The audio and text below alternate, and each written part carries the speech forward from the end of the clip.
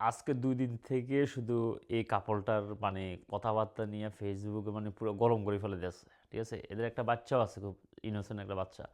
এবার আসল কাহিনীতে আসেন। এই জায়ের আলভে, সে হচ্ছে অভিনেতা। আর এই হচ্ছে তার বউ ইকরা। এরা মানে ফেসবুকে ছিল লং টাইম। খুব আনন্দ উল্লাস, তাদের লাইফ তারা সবসময় শেয়ার করতেছিল। মানে খুব হ্যাপি মানে ফ্যামিলি। সো হঠাৎ করে ফ্যামিলির ভিতরে ভাই ঠেলাঠেলি হয়, ঝগড়া হয়।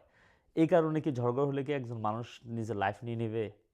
তার কি মানে তো কোনো দায়বদ্ধতা ছিল না এই বাচ্চাটার প্রতি?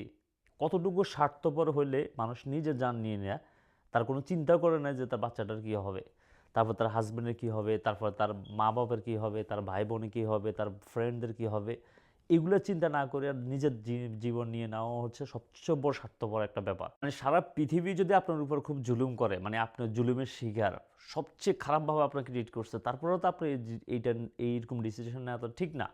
কারণ লাইফ এটা হচ্ছে ভাই, এটা আপ ডাউন, এটাতে উত্থান পতন আসবে।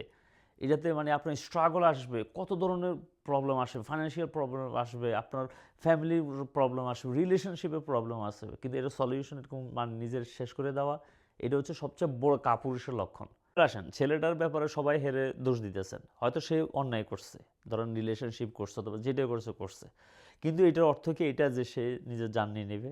তার কি কোনো দায়বদ্ধতা নাই তাদের ফ্যামিলির প্রতি, বাচ্চাটার প্রতি চিন্তা তো করতে হতো, সে তো বড় ধরনের কাপুরুষ। এইসব সিচুয়েশনে মানুষের উচিত হচ্ছে জিদ রাখা, একটা টার্গেট সেট করা, যে ঠিক আছে তুমি, সে আমার ছেড়ে চলে গেছে, আমার সাথে এটা করতেছে, আমি এমন জায়গাতে যাব, আমি তারা দেখাই দেব। ঠিক আছে? আর সবচেয়ে বড় হচ্ছে রেসপন্সিবল, একটা হিউম্যান বিইং হিসাবে আল্লাহ আমাদেরকে পাঠাইছে, আমাদের একটা রেসপন্সিবিলিটি আছে। আমরা সব কিছু করতে পারি, শুধু আমাদের দরকার দরকার হচ্ছে শুধু ইচ্ছা, আমাদের টার্গেট ঠিক করে ওখানে হার্ড পরিশ্রম করে ওখানে চলে যাওয়া, এটাই। কিন্তু আপনি একটা জায়গাতে ফেল হয়েছেন, এর মানে আপনার একটা সব কিছু আপনার লাইফ ফেল করে দিবেন, এটা তো হচ্ছে মানে, এটা সিক, যারা সিক মেন্টালিটি, এরা ছাড়া কিছু কেউ এগুলো করে না। আর মানুষও দেখেন, মানে একটা জিনিস পাইছে, ওদের ফ্যামিলি হইছে হেদের, আর মানুষ এখান দিয়ে হেরে বেটারে মানে এয়ারপোর্টে আসলে হেরে ধরে ধরে আলান, হেরে শেষ করি বালান, এরকম পরিস্থিতি হয়ে গেছে। অথচ যে ঘটনাটা ঘটছে, ঘটনা রিভার্স করেন, যে ছেলেটা হয়তো মানে সে নিজের লাইফ নিয়ে নিছে আর মাইয়াটা জীবিত, তখন কি হইতো?